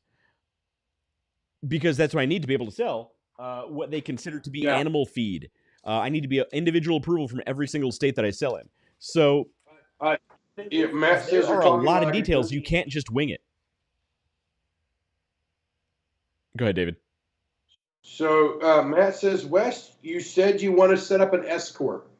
Well, whether you want to start an LLC or an S corp, I may want to change to an S corp at some point. Right now, I need an LLC. An S corp. What escort? No, I'm not starting an escort service. Escort? No, not escort. It's I'm not starting that kind of business. Although it is lucrative. It is lucrative. Yeah, Devin does say Matt does look like Aunt Martha. I think we're Matt getting says with Martha, so that works. Escort, LLC, or Corp. I like it. There you go. Okay. Good. All right. Now we're caught up. Now we're caught up. I would love to say that we're going to stay caught up, but that's not going to happen. It's not going to happen. But basically, here's the thing. Look, this right here, it's broken down. It's pretty. It looks basic. But there's a lot of things to consider. You know, Matt said, why can't you just wing it? Because there are a lot of things to consider. And when you get into the description of these different things, your business idea, your goals, your plans, even your mission statement, guess what? A lot of people, how many times we've not drinking and we have a great mission statement for a business or a great idea or great description. The next day, we don't remember it at all. We're like, what was that idea? I have no idea. Guess what? You can actually take notes here. You can say, how far along is it? And these things can evolve. This thing can be a living document. You can come back in and change this. And you can keep this for future reference. So, yeah, I was talking to my wonderful wife earlier today. And, you know, I said, I've helped so many people with their businesses and doing things. I kind of think I'd like to have something that's mine. I mean, I've been pretty successful in what I'm doing. I'd like to have, you know, even if it's just a side job that says, hey, I'm doing 10 to 15 hours a week on this. Right. I'd like something that's mine. I'm sitting here trying to play out the idea. And I'm honestly thinking, and Devin's on here, I think he could vouch for me. I'm actually honestly thinking of doing fire alarm design work. Sure. And David, you and I have talked about that. I mean, you absolutely should. Yeah. So I'm thinking about setting it up now and just doing a design project. And you bet your ass I will have the Gantt chart's one thing that's while I greatly and admire the people who utilize that, this chart that you are all looking at right now, that is what will be on my that is what I will build my business off of. Mm-hmm. Right. It will be off of this chart. Because the great thing about this sort of thing is it serves a different purpose from a Gantt chart. It's a different type of roadmap. This is one for documenting all of your details and all the information involved. The Gantt chart is more for keeping track of progress, right? They're both roadmaps, but they both work in very different ways. You know, David, it's funny you mentioned that. One of the things that made me really get into starting my own dog treat business is the idea that, you know, I've been in the marketing world for a long time. I've been doing marketing for a very, very long time on the corporate level. And while it's great, it was very satisfying doing what I was doing, it wasn't tangible, right? You couldn't hold something in your hand and say, I made this, you know? Yeah. I made this. I can say that now. I made this with my hands. And it's a different feeling, you know, when you actually do something versus when you're using talents to do something for you, to do something that you feel is important versus doing something over here that you kind of care about, but it's really for somebody else. It's a completely different feeling. You know what I mean? So we've got, and I believe Devin and Ross and Kim Howard are both telling me do it. You should, David. I've been telling you for years to do that. And Matt Harmon goes, David, no one is going to like you if you do a Gantt chart. Matt, nobody's going to like you if you say the words Gantt chart. But look, that's who we are. It's good stuff. I thought that was a comment of comments right there. Matt might be better on drugs. Matt, keep on it, man. Don't give up. Yeah, stay on those drugs, my friend. Quitting is for quitters. That's all I got to say. Yeah. Yes. Nothing can go wrong. Yeah, man. what could go wrong? All right. What could go? So anyway, if anybody wants a link to either of these documents, let me know. I'll send you a link. And one of the great things is I produce all my documents in Google Docs because I can share them across teams. I can send this link to somebody in China. They can still use it whether they have Microsoft or not. I can send it to an amateur on Fiverr, and they can still use it. I can send it to my current wife, and she can still use it currently. And Is she still watching? Kirsten, are you still watching? I don't know. I can't see your comments, so she's not my problem. Yeah. I'll let you know. I just wanted to give a shout out because it's 2 weeks in a row. 2 weeks in a row she's been watching. Yeah. So something's wrong. So personally, I like Google Docs. It basically functions exactly like Excel, and it actually has a function that I love that Excel doesn't have. They used to, but they took it away. Microsoft bring this back, which is these check marks. Excel doesn't have these. Okay, I didn't even realize your check look at marks that. were there. You can turn them on, turn them off. Excel doesn't have these anymore. They took them away. So that's an XOR function. It is. It's literally exactly what it is. So you can turn them off. You can change the colors based on priority, based on a lot of however you want. But anyway, I like Google Docs. I think it works great. And keep going, Google. You're great. Keep reading my emails. So it's totally worth it. My wife, she's going full tilt into this into the travel agency stuff. And if you guys are anybody's booking a trip and you don't use my wife, I will cut your kneecaps or something. I don't know. But I was teaching her and talking to her about how to set up. I was going to set her up on OneDrive. Mm-hmm. So it might be beneficial to set her up through Google Docs as opposed, because there are certain things like that check box and thing. It's free. Well, I used to well, it's free and it doesn't cost $10 or $12 a month, whatever I pay for my my thing. How much storage space does it give you? You start out with 15 gigs for free. 15 gigs for free. So I have a terabyte, but I pay, $140 or something like that a year. Yeah, no, I think Google, if you move up to a terabyte, it's $15 a month, maybe. I'm guessing. I think maybe $15 a month. But 15 gigs for free, it's not bad. You can store a lot of Google Docs, a lot of Excel spreadsheets. Yeah. And here's the thing. Everything, all of the Google, like me, all my family pictures, everything is into my OneDrive, which is where the storage is. Well, here's the thing. So I can pull all of that stuff down and store it on a network attached storage drive, which I have. And I have probably 6 terabytes of storage space at home. So yeah. Well, here's the cool thing. Google Docs and Google Sheets is basically their version of Excel. Google Docs is their version of Word. It's all kind of the same thing. Word. But the Google products will open all of the Microsoft products, and they can save save back and forth. So if you have an Excel spreadsheet, you can open it in Google, and vice versa. So they all work together, which is awesome. I love that. So anyway, if you want to link to these documents, let us know. We'll shoot you a link. I need to get a new website set up. So I had the old website set up where you can actually download these things. We'd share the links to the thing, and there's a whole bunch of documents. I need to set up a new one because since then I've changed websites over to the new underdogplus.com. So Devin says they don't have a good PDF editor, though. Well, that's the only thing. So but here's why. Because Google Docs and Google Sheets can open all the Microsoft stuff. PDF is Adobe. Adobe is doing their own thing. They're not Microsoft. They're not Google. They like to play by their own rules, and that's fine. You can.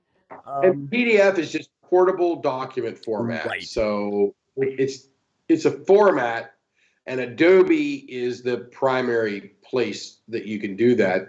Now, I'm able to pull in, I guess with some patience, maybe in Sheets or Docs, you could do that. You can. I've been having some weird connection issues. All right, it might be live again. We'll see. Let me check Facebook. But yes, so Adobe does its own thing. They don't necessarily play by the Microsoft rules. Let us know in the comments if we're still live. I'm trying to check Facebook now. Yeah. So Devin Ross over here on the last comment says, with a bunch of good PDF software, but I have an employee that has a Chromebook, and it's a nightmare doing anything with PDFs. Okay, so stop trying to work off a Chromebook and get a computer. Get a real computer. Yeah, get a computer. So Chromebooks are good for a certain thing. So if you have documents, especially Google Docs, that reside online You're right. and you're doing the editing for them online and Yeah. all you're doing is manipulating the existing docs, a Chromebook is going to be just Yeah, fine they're great for you. certain things. You're right. You're totally right. But you're going to want to have a computer, a platform that is able to actually create stuff. And that's going to be a more powerful computer. Do I need a i7 with 16 gigs of RAM? What's your computer specs at? Probably similar, right? Probably pretty similar. Hang on, let me check. 2 gigahertz quad Intel Core i5. I actually have a lower processor than you. Yeah. I love 16 i5s. 16 gigabytes. Yeah, yours is actually better than mine. So there you go. Yeah. So I shouldn't be showing that online. What am I doing? You bought yours too. I bought mine used from Facebook. But because I wanted these specific specs, why did I want these specific specs? So that I am able to create documents, that I'm able to create video, edit video with audio in the future. And most importantly, I am able to run Autodesk so that if I decide to pull the trigger on the fire alarm design world, that I have the ability to do so. That's it. Right. And that works. And the thing, and you know what? It's all these are just tools. Whatever computer you're on, whatever kind of processor you have, it's all just a tool. So you get the tool that you need for the job, right? Some tools are better for the job than others. Some tools can be That's right. Some tools can be multi-tools, and you can use them for multiple things. And other tools are just better suited for the job. So it all depends on what you want to do. So Devin made a comment here. He said he has an i7 and it's not strong enough for what I do. Now he lives in the design and drafting world in Autodesk. Right. Autodesk uses whatever resources are available. There's never enough for Autodesk. Right. So Autodesk is explain what it is. It's drafting software. So you're gonna need a strong processor and a strong graphics card, correct? Yeah, it's really going to be more about your RAM and your video processing than your actual core processor. Oh, so it's not core processor intensive. It's more video card intensive. Yeah, graphic. Your GPU is going to be far more impacted from it. Your CPU, your central processing unit, you're going to want to have it. But yeah, so he just made a comment. RAM helps too. So if you have an i7 with 4 gigs of RAM, yeah, not going to be happy with Autodesk. But if you have an i7 with 16 gigs or 32 gigs, so I'm going to take whatever this computer is capable of, I'm going to take it to the max.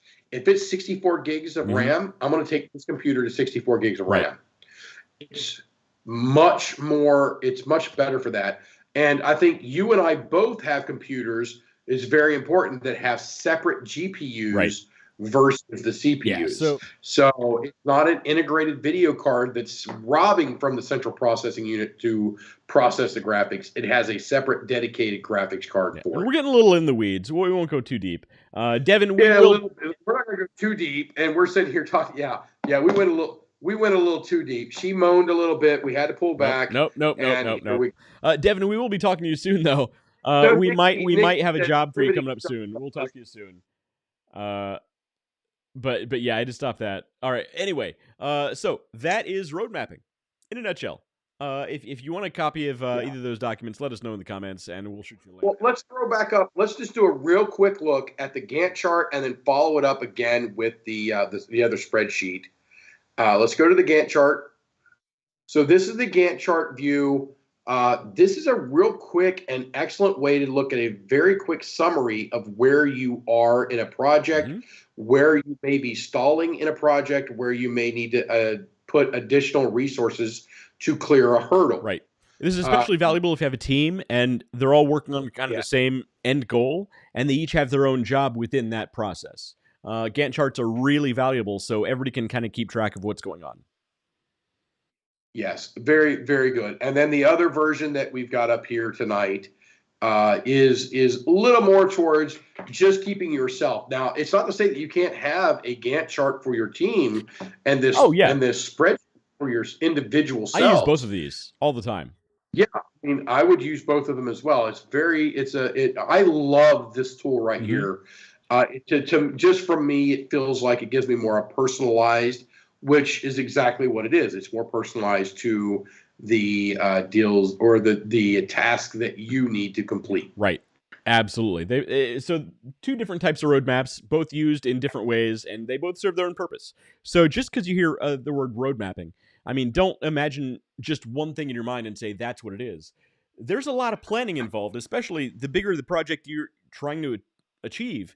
The more road mapping, the more thought development you need, and one is more for documentation, and the other can be more for progress. So keep both those things in mind when you're thinking about road mapping. And Yes. honestly, once you start using these, you'll start using them in your personal life. Honestly, I'm a huge nerd, and I actually keep roadmaps for personal projects because it once you start using they're so helpful. It's crazy. Also, I'm a nerd, so that helps.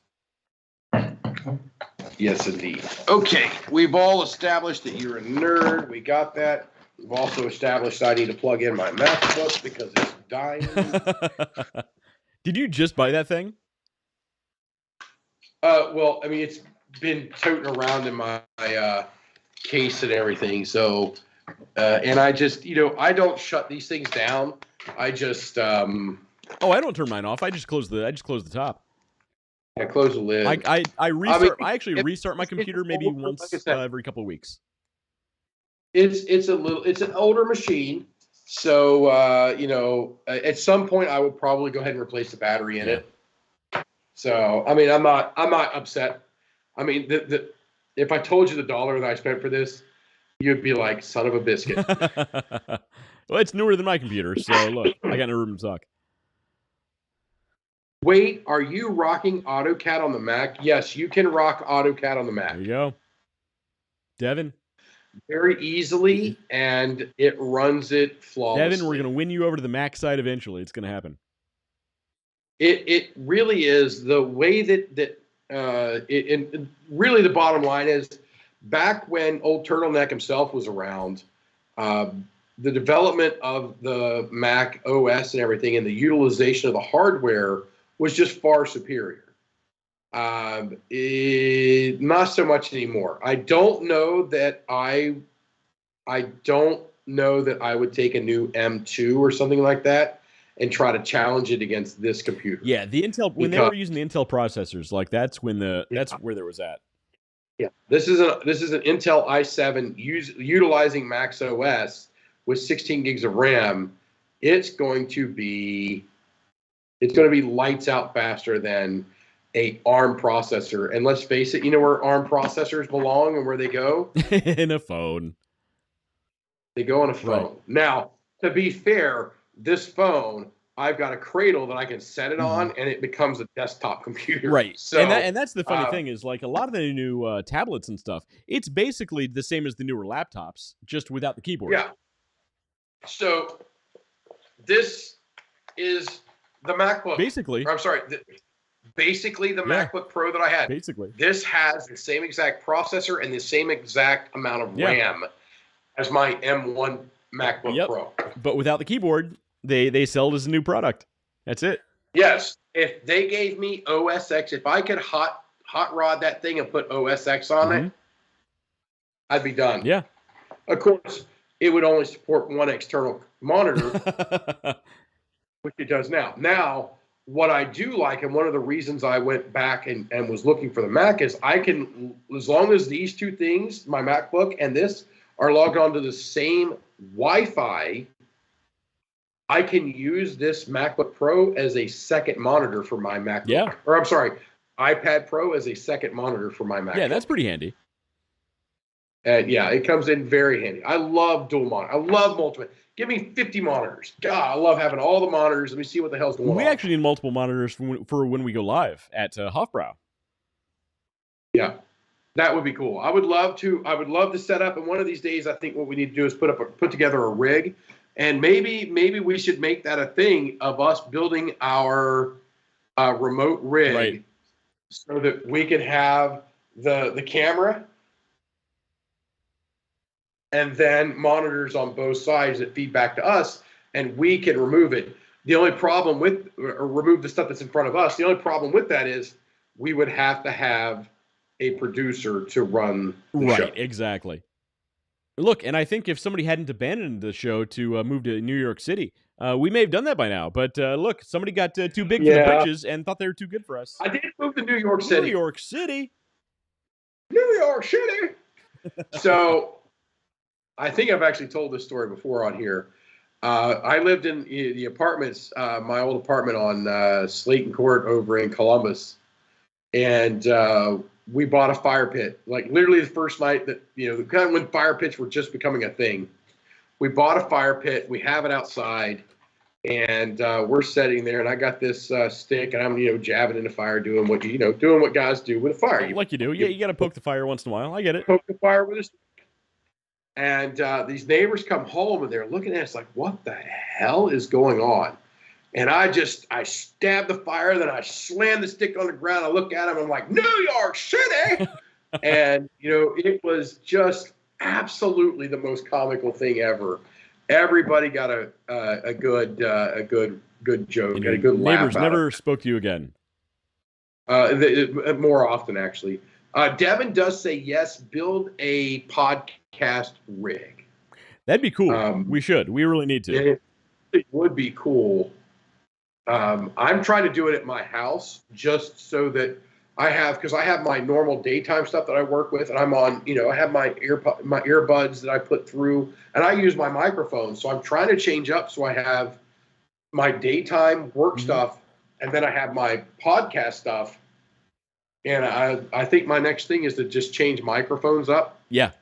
So, my good mics for that. And then I need to set up a secondary podcast, a travel podcast. Right. Pack. I need that too. So right now I break all this stuff down, I pack it up and take it to Hofbrau when you're in town. And man, that's a pain in the neck to break it all down and then to bring it home and set it all back up again. I need a separate travel pack that I can just always keep. So we need to buy some lights. And that's one of the things is that would right, because I got multiple lights here. I got a whole light set up. Yeah. Like, how do we set the lights up and everything? So I'm working on my light setup. I know you've got some different things there that we won't go into tonight. I think we should do it when we do the lights. We'll do a light show about how you can set lights up, get shading, and highlight yourself, and how you utilize these things to give yourself a better presence. As you guys can see right here, I've got a light. Wait, I've got a light. There it is. There, and I've got, you can't see it, but it's a little globe light thing here in front of me. I got terrible lighting in here tonight. Absolutely. And you can see it. You can tell it. It makes a difference. So lighting and audio, I mean, those are the really two things that you need to perfect to really have a good stream.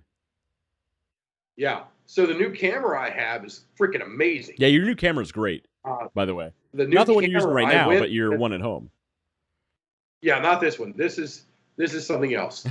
This is what's built into the MacBook. But the one at home it's only 1080p, but it's 60 frames a second.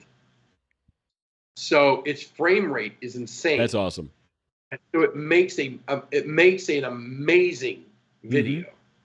Yeah, and it makes a big difference. Very good video. Makes a big difference. Yeah, so I think it'd be really cool to set up two or three kits. Let's build because I need a travel kit for myself to travel around with. We need a static kit for our homes and kind of go through our setups because our setups at home are very similar. Pretty close. They're not. Yeah, they're pretty close. Yeah, setups at home are very similar. And then we need to set up when we do our local together shows. Right. We need and that needs to be like a travel kit that we can just pick up and go. So that'd be cool. Cool. Just throw it in the car and it goes. It has everything that we need. Well, one of these days I'm gonna have a permanent location where I'm making peanut butter brew bones all the time. Underdog Plus peanut butter brew bones all the time. And then I'm just gonna have a permanent setup there in the kitchen, hopefully. So we'll see. Yeah. So you guys want to go to underdogplus.com, pick those up to help out the channel. I'm actually running low on brew bones, so I need to place another That's not order. a problem. By the way, everybody, just so you know, So, 20%, that's a huge amount. 20% of all profits go to local pet rescues. Yeah. So my current wife is saying, does it have to be so high? And I was like, we kind of made like a dedication to that. But 20% of all profits go to local pet rescues. So it's not lining my pockets. This is not making me rich, people. You're actually helping pet rescues when you yeah. I peanut mean, butter bread. if you don't order these, you hate puppies. It's true. Why do you hate puppies? Who hates puppies? Why do you hate puppies? Honestly, go to Yes. underdogplus.com, check them out, and yeah. So I'm in meetings today, right? Lilo has joined the podcast. Nicole Leffingwell The says. dog. Well, she saw that I had the treats, so. Well, She saw that I yeah, had and she is well aware of what that bag of treats is. She knows. Well aware. Every dog listening right now knows this. Yes. So right now, I think we're out, and she's happened to settle for other dog treats. Not the same. And I'm like, here you go. And she comes up, she sniffs, and then she sits down, she looks.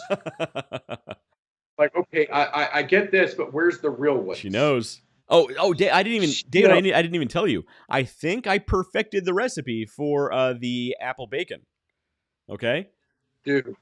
All right. So my dog is going to be all over that. So I worked out a deal with a local orchard, Lynn's Fruit Farm. Okay, amazing orchard. If you get a chance, go to Lynn's Fruit Farm, and so they make cider, right? They make cider, and they're going to give me access to their pumice, basically what's left of the apple after they make their cider.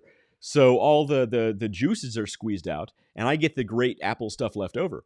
And that is going into the brew bones, and the recipe I think is right on, man. So I sent you a batch before, and the feedback that I got from a couple people, not just you, but a couple people, is I got to make the bacon pop. So I went through, I baked a ton of different batches. I actually have different batches right here on my desk, lined up, and I found a way. I'm not going to go through my process, but I found a way to really make that bacon flavor pop with the apple. I'm going to send you a test batch and see what you guys think. It's because I think the last batch was too sweet. It felt like it was too sweet. I brought that back a little bit, made the bacon pop a little bit. It's a little more smoky, and I think Lilo's going to like it. She will be happy to give it a try. Devin, we are not putting that on the screen. Devin, come on, man. I don't know what you said. I'm not seeing the comments, but so Devin Ross says cider. I hardly know her. All right, that was pretty funny. Devin, I would put it on the screen if I saw it, but I can't see it. It's not coming through to me, so sorry about that. That's pretty funny though. Good one, Devin. I like that. That's a good one. That was a good one. Anyway, so yeah, expect the apple bacon coming through soon, and I'm also working on apple crumble. Is another recipe I'm working on. So I'm basically here. So here's the thing: people don't understand. I actually started Underdog Plus. Actually founded the business back in the end of 2019. Okay, and I haven't been playing, going full steam on this thing until very recently. But one of the things I've been doing since then is really perfecting the peanut butter brew bones recipe. I've been making a ton of batches, and David, you can tell, I think, that the recipe has changed a lot since then. and the recipe has changed, the way I actually create these things has changed, and I've really gotten these things to where it's just a perfect recipe. So I really don't want to make one of those recipes until it's just right. It takes time to perfect these things. One of the things I'm learning is, look, I'm not a chef. First of all, I'm not a chef. I don't pretend to be one on TV, nothing. But what I'm finding is a recipe is more than just taking the ingredients, throwing them into a bowl and saying it's done. The recipe is the process, the development process. Taking these things and what you do with them is part of the recipe. So really perfecting that and taking the time to make it just right makes all the difference in the world. So I think I have the bacon, apple bacon perfected. I think so. I'll get some feedback soon. The apple crumble, I'm still working on. Pretty darn close to getting that perfected. And the only thing that's really holding me back on going just balls out on all of these and just making as much of this as I can is the production. I need to scale up my production so it's not taking me all day to make a few batches. So I can actually make all of these that I need to be able to sell them like I should. So, David, you and I are going to talk very, very soon about production and scaling. Yeah. And I say we talk tomorrow. Actually, it won't be tomorrow. I've got my next day is Sunday, I think. But let's talk. And I want to stop talking, and I want to put the Gantt chart. I want to put the Gantt chart together, and I want to start building. Yeah, I agree. We're talking some minor controls. I have somewhere at my house. I have a Raspberry Pi that we can use as a controller. The elements, the things that we need to build to make what we're trying to make it's not complicated. Well, David, honestly, so we're getting into the weeds for people who don't know what we're talking about. David, check out the videos and photos I sent you of some of the things I'm looking at. I did. I've seen that you sent them. I haven't went through them yet because take a few minutes just see basic functionality of things that currently exist. Devin fully approves and supports you by saying, "West, go balls out, West." There you go. That's the new business model of this whole undertaking. Go balls out. Balls out. Underdog Plus. Balls out by Elon balls Musk. Out. Go balls out. Don't go to ballsout.com. I don't know what that is currently. If it doesn't exist, I might buy the URL because that'd be pretty awesome. It's not going to be what you think it is. David's checking GoDaddy right now for ballsout.com. No, I'm not going GoDaddy. I'm going to go to incognito mode. That's a very good idea. Balls out. He's actually going to the URL. Uh-oh. This could get dangerous. So there's a balls -out, and it is a soccer. Oh, that's funny. That's a funny name for a soccer company. Yeah. Yeah. So, but it's balls -out. What is it without the hyphen? Do we want to know? Let's see. That's what I typed in. So I assumed that was what was going to come up, but so we're going to go to GoDaddy. It might be for sale. Some of these things sell for big bucks. Yeah, it's so you can fetch big dollars for balls out. How much is ballsout.com? It's stuck loading. Lame. All right, I'll try on my end. Let's see if I have a GoDaddy window already open. I'd be surprised if I don't. I don't know why, but for the last week and a half or 2 weeks, my cellular data has just been atrocious. Well, okay, so the last thing I searched on GoDaddy was murderwater.com, which your son bought. Yeah, so just in case you guys, we didn't fill you in on this, Noah Leffingwell, a couple weeks ago, we're talking about Murder Water. He goes on and buys murderwater.com. All right, ballsout.com is taken. I'm not going to go there, but it is the URL is taken. All right. So they have, so ballsout.com is taken, and it's set as a redirect to balls-out. And that makes sense. Look, I would have gone the other way around, but that's fine. I would have had the hyphen go to the non-hyphen. Says, dude, Murder Water was mine. You feel froggy, you gotta jump, man. Devin, you waited too long, and Noah Leffingwell beat you to it. Yeah. My son, who's the pride of my life, especially after he just jumped on and bought fucking Murder Water. That's awesome. And that's a good URL too. That's a good one. It really is. It really is. The parody that he could do with that. He should. He really, really should. He should take, you know what he needs to do? He needs to take an entry-level web development class and make a parody site for Murder Water. That'll be his be his project. Murder Water would be great stuff. David, we've been going for over 2 hours now. I've been going over for 2 hours now. Well, you've been going.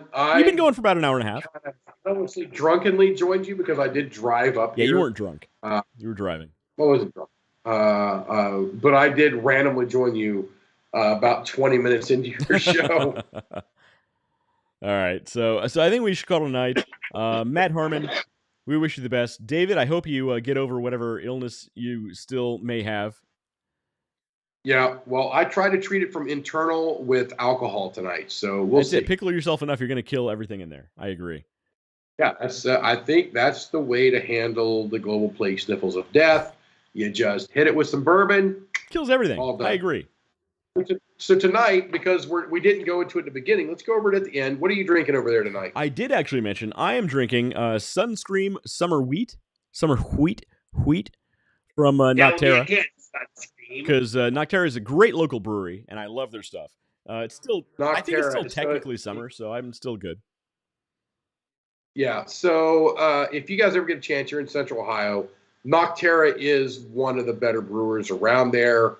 They are not just full tilt on hops. Yeah, they actually have some good beers that are not just IPAs. So yeah,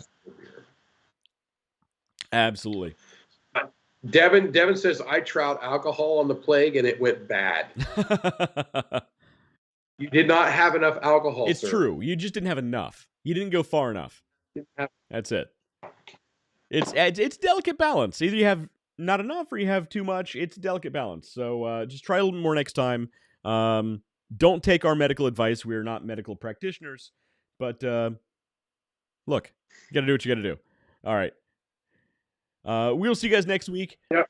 I've been Wes. This guy's been David. Eventually, David, we hope you feel better. Matt Harmon, get over your stroke. I hope you don't come back all weird. And we'll catch you next time. All right, guys. Later.